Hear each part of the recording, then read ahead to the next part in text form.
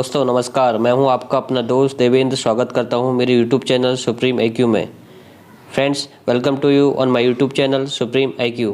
Friends, आज है 23 अगस्त 2020।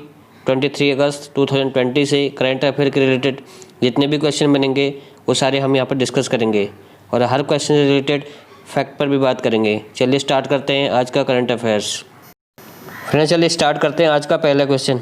आज का पहला क्वेश्चन है, recently when is World Senior Citizen Day celebrated. हाल ही में विश्व वरिष्ठ नागरिक दिवस कब मनाया गया है? तो यहाँ पर सेम 4 ऑप्शन है। पहला ऑप्शन है 20 अगस्त, दूसरा ऑप्शन है 21 अगस्त, तीसरा ऑप्शन है 19 अगस्त, चौथा ऑप्शन है 18 अगस्त। तो यह 21 अगस्त इसका राइट आंसर हो जाएगा ऑप्शन 2। फ्रेंड्स, अब 21 अगस्त को विश्व वरिष्ठ नागरिक दिवस मनाया गया है। ये मनाया क्यों जाता है, बात करते हैं इसके बारे में। फ्रेंड्स, ये मनाया जाता है वृद्ध लोगों को प्रभावित करने वाले जो मुद्दे हैं उनके बारे में जागरूकता बढ़ाने के लिए। इसलिए हर साल 21 अगस्त को विश्व वरिष्ठ नागरिक दिवस मनाया जाता है। आप जानते हैं वृद्ध लोगों को प्रभावित करने वाले मुद्दे क्या हैं। जैसे जैसे लोगों की एज बढ़ती है तो लोगों की बीमारियां आती हैं, बहुत सारी बीमारियां लगती है, तो भी एक इश्यू है वृद्ध लोगों के लिए। और भी बहुत सारे इश्यू हैं, तो इन पर ध्यान केंद्रित करने के लिए यानी कि इनके बारे में जागरूकता बढ़ाने के लिए हर साल 21 अगस्त को ये विश्व वरिष्ठ नागरिक दिवस मनाया जाता है। 21 अगस्त को ही एक और इम्पोर्टेंट डे मनाया जाता है। वो कौन सा है? वो है आतंकवाद के पीड़ितों की याद में अंतर्राष्ट्रीय दिवस। जो लोग आतंकवाद से पीड़ित हैं या जो शहीद हो गए हैं उनको श्रद्धांजलि देने के लिए 21 अगस्त को ही आतंकवाद के पीड़ितों की याद में अंतर्राष्ट्रीय दिवस भी मनाया जाता है। तो ये 2 इम्पोर्टेंट डे 21 अगस्त को मनाए जाते हैं। आप ये इम्पोर्टेंट डे वाला क्वेश्चन है, तो अब हम जान लेते हैं इस महीने के यानी कि अगस्त के सारे इम्पोर्टेंट डे के बारे में। पहला इम्पोर्टेंट डे मनाया गया है नेशनल माउंटेन क्लाइंबिंग डे, जो मनाया जाता है अगस्त 1 तारीख को। नेक्स्ट फ्रेंडशिप डे, जो मनाया जाता है अगस्त 4 तारीख को। नेक्स्ट हिरोशिमा डे, जो मनाया जाता है 6 तारीख को। Next quit India movement day, जो मनाया जाता है 9 अगस्त को। अगला 9 अगस्त को मनाया जाता है Nagasaki day. Next international youth day, जो मनाया जाता है अगस्त 12 तारीख को। नेक्स्ट पाकिस्तान इंडिपेंडेंस डे, जो मनाया जाता है 14 अगस्त को। नेक्स्ट इंडिया इंडिपेंडेंस डे, जो मनाया जाता है 15 अगस्त को। अगला इंपॉर्टेंट डे है बांग्लादेश नेशनल मॉर्निंग डे, जो मनाया जाता है 15 अगस्त को। नेक्स्ट इंपॉर्टेंट डे है वर्ल्ड फोटोग्राफी डे, जो मनाया जाता है 19 अगस्त को। नेक्स्ट वर्ल्ड ह्यूमैनिटेरियन डे, जो मनाया जाता है 19 तारीख को। नेक्स्ट इंपॉर्टेंट डे है सद्भावना दिवस, जो मनाया जाता है 20 अगस्त को। नेक्स्ट इंपॉर्टेंट डे है इंडिया अक्षय ऊर्जा डे, जो मनाया जाता है 20 अगस्त को। नेक्स्ट वुमेन्स इक्वालिटी डे, जो मनाया जाता है 26 अगस्त को। और अगला इंपॉर्टेंट डे है नेशनल स्पोर्ट्स डे, जो मनाया जाता है 29 अगस्त को। फिर स्टार्ट करते हैं आज का नेक्स्ट क्वेश्चन। रिसेंटली डक्कर फ्रांसिस्को असू has been elected prime minister of which country. हाल ही में डक्कर फ्रांसिस्को असू को किस देश का प्रधानमंत्री चुना गया है? तो यहाँ पर सेम 4 ऑप्शन है। पहला ऑप्शन है कनाडा, दूसरा ऑप्शन है स्वीडन, तीसरा ऑप्शन है इक्वेटोरियल गिनी, चौथा ऑप्शन है डोमिनिकन रिपब्लिक। तो ये है इक्वेटोरियल गिनी, तो इसका राइट आंसर हो जाएगा ऑप्शन 3। फ्रेंड्स, अभी डक्कर फ्रांसिस्को असू को इक्वेटोरियल गिनी का प्रधानमंत्री चुना गया है। तो ये है मैप में इक्वेटोरियल गिनी। ये एक अफ्रीकन कंट्री है। यदि बात आई है इक्वेटोरियल गिनी की तो जान लेते हैं इसके स्टेटिक्स के बारे में। इक्वेटोरियल गिनी जिसकी कैपिटल है मलाबो, जिसकी करेंसी है सेंट्रल अफ्रीकन फ्रैंक। अभी इसके नए प्राइम मिनिस्टर तो यही चुने गए हैं, डक्कर फ्रांसिस्को असू, और यहाँ की ऑफिशियल लैंग्वेज है स्पेनिश और फ्रेंच। फ्रेंड्स, बढ़ते हैं नेक्स्ट क्वेश्चन की तरफ। नेक्स्ट क्वेश्चन है, according to a recent ADB report how many million youth can lose jobs in 2020। हाल ही में आई ADB की रिपोर्ट के अनुसार 2020 में कितने मिलियन युवा नौकरी खो सकते हैं? तो यहाँ पर सेम 4 ऑप्शन है। पहला ऑप्शन है 3.9, दूसरा ऑप्शन है 6.1, तीसरा ऑप्शन है 4.6, चौथा ऑप्शन है 2.8 मिलियन। फ्रेंड्स, ये है 6.1 मिलियन, तो इस क्वेश्चन का राइट आंसर हो जाएगा ऑप्शन 2। फ्रेंड्स, अभी हाल में ADB और ILO ने मिलकर एक रिपोर्ट जारी की है और इस रिपोर्ट के अनुसार 2020 में 6.1 मिलियन युवा अपनी नौकरी खो सकते हैं। ये कोरोना वायरस की वजह से जो इकोनॉमी की जो हालत हुई है उसका रिजल्ट है। 6.1 मिलियन युवा अपनी नौकरी खो सकते हैं। बात आई है ADB की, तो जान लेते हैं ADB के बारे में। अब ADB यानी कि एशियन डेवलपमेंट बैंक, जिसका एस्टेब्लिशमेंट हुआ था 1966, जिसका हेडक्वार्टर मनीला जो कि फिलीपींस में है, जिसके अभी करंट प्रेसिडेंट है मात्सुतागु असाकावा। अब हम जान लेते हैं ILO के बारे में। ILO जिसका फुल फॉर्म है इंटरनेशनल लेबर ऑर्गेनाइजेशन, जिसका एस्टेब्लिशमेंट हुआ था 1919, जिसका हेडक्वार्टर है जेनेवा स्विट्जरलैंड में, और जिसका भी हेड है गाई राइडर। फ्रेंड्स अब चलते हैं नेक्स्ट क्वेश्चन की तरफ। नेक्स्ट क्वेश्चन है recently who became the first state to offer job based on NRA examination.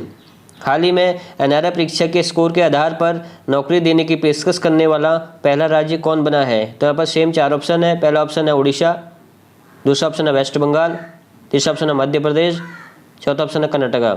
तो यह है मध्य प्रदेश। तो इस क्वेश्चन का राइट आंसर हो जाएगा ऑप्शन 3। फ्रेंड्स अभी मध्य प्रदेश NRA परीक्षा के स्कोर के आधार पर नौकरी देने की पेशकश करने वाला भारत का पहला राज्य बना है। फ्रेंड्स अभी कुछ दिनों से NRA और CET नाम समाचारों में चर्चा का विषय बना है। चलिए फ्रेंड्स जान लेते हैं इनके बारे में। NRA एक नई एजेंसी गठित की गई है जो पूरे देश में CET कराएगी। NRA यानी कि नेशनल रिक्रूटमेंट एजेंसी, ये एक एजेंसी है और ये पूरे देश में CET यानी कि कॉमन एग्जामिनेशन टेस्ट कराएगी। जैसे अभी तक आप SSC का एग्ज़ाम देते थे तो प्री अलग होता था, मेंस अलग होता था। सेम IBPS PO का एग्ज़ाम देते थे, प्री अलग होता था, मेंस अलग होता था। ऐसे ही बैंकिंग से रिलेटेड, रेलवे से रिलेटेड और जितने भी एग्ज़ाम्स होते थे इनके लिए अब एक कॉमन एग्ज़ाम कर दिया गया है CET। ये इन सब के एग्ज़ाम के लिए यानी कि सेंट्रल गवर्नमेंट के जितने भी एग्ज़ाम हैं इनके लिए प्री एग्ज़ाम का काम करेगा, यानी कि एक ही एग्ज़ाम होगा। इन सब जॉब के लिए प्री एग्ज़ाम का काम करेगा। इन सब के लिए ये एजेंसी बनाई गई है जिसका नाम है NRA यानी कि नेशनल रिक्रूटमेंट एजेंसी। इसका जो स्कोर कार्ड होगा उसके बेस पर नौकरी देने की पेशकश करने वाला भारत का पहला राज्य बन गया है मध्य प्रदेश। यदि बात आई मध्य प्रदेश की तो जान लेते हैं मध्य प्रदेश के बारे में। मध्य प्रदेश जिसकी कैपिटल है भोपाल, जिसका फॉर्मेशन हुआ था 1 नवंबर 1956, जिसके करंट चीफ मिनिस्टर हैं शिवराज सिंह चौहान, जिसके करंट गवर्नर हैं आनंदीबेन पटेल। मध्य प्रदेश में अभी कुछ योजनाएं शुरू की गई हैं। पहला है कुशल श्रमिकों के लिए रोजगार सेतु योजना, दूसरा जीवन शक्ति योजना शुरू की है जिसमें महिलाएं मास्क बनाएंगी और 11 रुपये प्रति मास्क के हिसाब से गवर्नमेंट को सेल कर सकती हैं। नेक्स्ट योजना मध्य प्रदेश में टॉप पेरेंट ऐप लॉन्च हुआ है। ये ऐप स्टूडेंट्स के लिए है। मध्य प्रदेश के उमरिया डिस्ट्रिक्ट में संकल्प योजना शुरू हुई है जो बुजुर्गों को सहायता प्रदान करने के लिए एक स्कीम है। सबसे खराब शिशु मृत्यु दर ही मध्य प्रदेश की है। फ्रेंड्स आज का नेक्स्ट क्वेश्चन है recently who has been appointed the new president of the fertilisers association of India. हाल ही में फर्टिलाइजर्स एसोसिएशन ऑफ इंडिया का नया अध्यक्ष किसे नियुक्त किया गया है? तो यहाँ पर सेम 4 ऑप्शन है। पहला ऑप्शन है किशोर रुंगटा, दूसरा ऑप्शन है शिवेंद्र गर्ग, तीसरा ऑप्शन है सोमा मंडल, चौथा ऑप्शन है नॉन ऑफ द एबव। तो ये है किशोर रुंगटा। तो इस क्वेश्चन का राइट आंसर हो जाएगा ऑप्शन 1। अभी हाल में किशोर रुंगटा को फर्टिलाइजर्स एसोसिएशन ऑफ इंडिया के साउथ रीजन का अध्यक्ष नियुक्त किया गया है। फ्रेंड्स यदि बात आई है फर्टिलाइजर एसोसिएशन ऑफ इंडिया की तो हम इस क्वेश्चन से रिलेटेड कुछ स्टैटिस्टिक्स दे लेते हैं। पहले इसके फॉर्मेशन, जिसका फॉर्मेशन हुआ था 1955 में, जिसके हेडक्वार्टर नोएडा में है, जिसके ओनर हैं गवर्नमेंट ऑफ इंडिया, जिसके करंट प्रेसिडेंट हैं किशोर रुंगटा। ये हैं किशोर रुंगटा। अब इन्हीं को फर्टिलाइजर्स एसोसिएशन ऑफ इंडिया के साउथ रीजन का नया अध्यक्ष नियुक्त किया है। फ्रेंड्स बढ़ते हैं नेक्स्ट क्वेश्चन की तरफ। नेक्स्ट क्वेश्चन है who has recently launch the corona fighters game related to कोविड-19। हाल ही में कोविड-19 से जुड़ा द कोरोना फाइटर्स गेम किसने लॉन्च किया है? तो यहाँ पर सेम 4 ऑप्शन है। पहला ऑप्शन है प्रकाश जावड़ेकर, दूसरा ऑप्शन है पीयूष गोयल, तीसरा ऑप्शन है डॉक्टर हर्षवर्धन सिंह, चौथा ऑप्शन है नॉन ऑफ द एबव। तो ये है डॉक्टर हर्षवर्धन सिंह। तो इस क्वेश्चन का राइट आंसर हो जाएगा ऑप्शन 3। फ्रेंड्स अभी हाल में स्वास्थ्य मंत्री डॉक्टर हर्षवर्धन सिंह जी ने कोविड-19 से जुड़ा the corona fighter game launch किया है। ये एक डिफरेंट गेम है। कोरोना वायरस से रिलेटेड इन्फॉर्मेशन गेम के थ्रू देने के लिए कोरोना वायरस से कैसे बचा जाए, क्या क्या प्रिकॉशंस रखी जाएं, ये गेम के फॉर्म में इन्फॉर्मेशन देने के लिए एक गेम लॉन्च किया गया है द कोरोना फाइटर्स गेम। इसको रिसेंटली हमारे स्वास्थ्य मंत्री डॉक्टर हर्षवर्धन सिंह जी ने लॉन्च किया है। फ्रेंड्स बढ़ते हैं नेक्स्ट क्वेश्चन में। नेक्स्ट क्वेश्चन है recently in which country corona news strain D614G has been found. हाल ही में किस देश में कोरोना का नया स्ट्रेन D614G पाया गया है? तो यहाँ पर सेम 4 ऑप्शन है। पहला ऑप्शन है इटली, दूसरा ऑप्शन है मलेशिया, तीसरा ऑप्शन है चीन, चौथा ऑप्शन है इनमें से कोई नहीं। तो ये है मलेशिया। इस क्वेश्चन का ऑप्शन 2 राइट आंसर हो जाएगा। ये कोरोना का एक नया स्ट्रेन है और ऐसा कहा जा रहा है कि ये कोरोना से 10 गुना ज़्यादा घातक है, 10 गुना ज़्यादा इफेक्टिव भी है और 10 गुना ज़्यादा लॉस कर सकता है। तो इसे अभी मलेशिया में पाया गया है। अब मलेशिया में पाया गया है तो ये है मैप मलेशिया में। मलेशिया जिसकी कैपिटल है कुआलालंपुर, जिसकी करेंसी है मलेशियन रिंगिट, जिसके करंट प्राइम मिनिस्टर है मुहिद्दीन यासीन, यहाँ के करंट ऑफिशियल लैंग्वेज है मलाई। फ्रेंड्स, वर्ल्ड फुटबॉल फेडरेशन का हेडक्वार्टर भी मलेशिया में है। इंडिया और मलेशिया के बीच एक डिफेंस एक्सरसाइज होती है जिसका नाम है हरिमऊ शक्ति एक्सरसाइज। फ्रेंड्स, जितने भी कंट्री के साथ डिफेंस एक्सरसाइज होती हैं, ये क्वेश्चन वेरी इंपॉर्टेंट है, इन्हें आप ज़रूर याद कर लेना क्योंकि ये अक्सर एग्जाम में पूछे जाते हैं। फ्रेंड्स, बढ़ते हैं नेक्स्ट क्वेश्चन की तरफ। नेक्स्ट क्वेश्चन है recently who has been appointed as the new election commissioner of India. हाल ही में भारत के नए चुनाव आयुक्त के रूप में किसे नियुक्त किया गया है? तो यहाँ पर सेम 4 ऑप्शन है। पहला ऑप्शन है नरेंद्र मित्तल, दूसरा ऑप्शन है गिरीश चंद्र मुर्मू, तीसरा ऑप्शन है राजीव कुमार, चौथा ऑप्शन है नॉन ऑफ द एबव। तो ये है राजीव कुमार। इस क्वेश्चन का राइट आंसर हो जाएगा ऑप्शन 3। फ्रेंड्स, अभी हाल में राजीव कुमार को भारत के नए चुनाव आयुक्त के रूप में नियुक्त किया है। एक्चुअल में अभी तक भारत के चुनाव आयुक्त थे अशोक लवासा, लेकिन अब उन्होंने इस्तीफा दे दिया है। अब इन्हीं के स्थान पर राजीव कुमार को भारत के नए चुनाव आयुक्त के रूप में अपॉइंट किया है। ये है राजीव कुमार। ये 1984 बैच के झारखंड कैडर के IAS अधिकारी हैं। हमारे प्रेजेंट टाइम पर मुख्य चुनावी आयुक्त कौन हैं? ये हैं सुनील अरोड़ा जी। फ्रेंड्स, प्रीवियस वीडियोज़ की तरह स्टार्ट करते हैं आज का स्पेशल टॉपिक। फ्रेंड्स, आज का स्पेशल टॉपिक का विषय है crypto currency. Friend, I hope ये वीडियो यानी स्पेशल टॉपिक इस सेक्शन आपको अच्छा लग रहा होगा और आपके लिए बेहद लाभदायक सिद्ध हो रहा होगा। फ्रेंड्स, मेरा विश्वास है कि ये वीडियोज आपको जरूर विभिन्न competitive exams like as SSC, CGL, CHSL और UPSC जैसे कम्पिटिटिव एग्जाम के लिए फ़ायदेमंद साबित होगा। फ्रेंड्स, ज़्यादा देरी ना करते हुए स्टार्ट करते हैं आज का स्पेशल टॉपिक, जिसका सब्जेक्ट है crypto currency. Friends, crypto currency एक ऐसी मुद्रा है जो कंप्यूटर एल्गोरिथम पर बनी होती है। यह एक स्वतंत्र मुद्रा है जिसका कोई मालिक नहीं होता। यह एक डिजिटल करेंसी होती है जिसके लिए क्रिप्टोग्राफी का प्रयोग किया जाता है।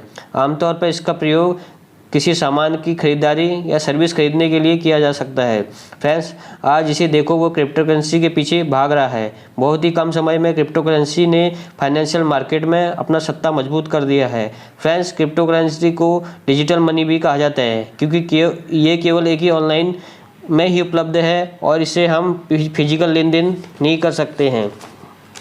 फ्रेंड्स, इस दूसरे करेंसीज की तरह जैसे कि आज की भारत में रुपीज़, USA में डॉलर, यूरोप में यूरो इत्यादि को सरकारें पूरे देश में लागू करते हैं और इस्तेमाल में लाए जाते हैं। ठीक वैसे ही इन करेंसी को पूरी दुनिया में इस्तेमाल किया जाता है। लेकिन फ्रेंड्स, यहाँ पर समझने वाली बात यह है कि इन क्रिप्टो करेंसी के ऊपर गवर्नमेंट का कोई हाथ नहीं होता है क्योंकि ये डिसेंट्रलाइज करेंसी होती हैं। इसलिए इनके ऊपर कोई भी एजेंसी या सरकार या कोई बोर्ड का अधिकार नहीं होता, जिसके चलते इसके मूल्य को रेगुलेट नहीं किया जा सकता।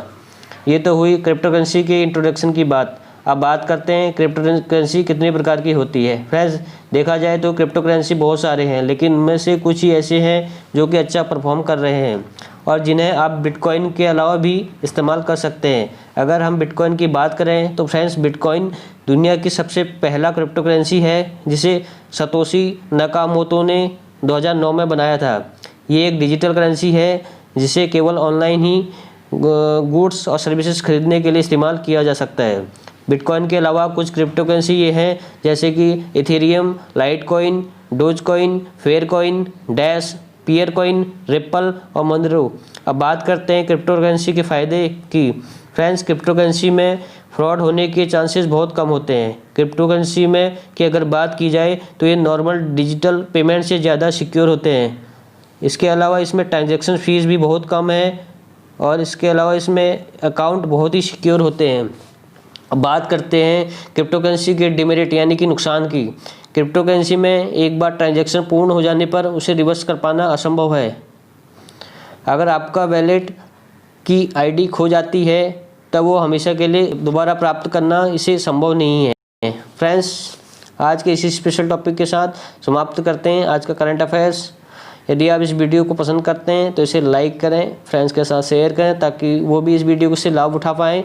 और आपने चैनल अब तक सब्सक्राइब नहीं किया है, कृपया चैनल सब्सक्राइब जरूर करें ताकि हमारे आने वाली नई वीडियो का नोटिफिकेशन आपको मिले।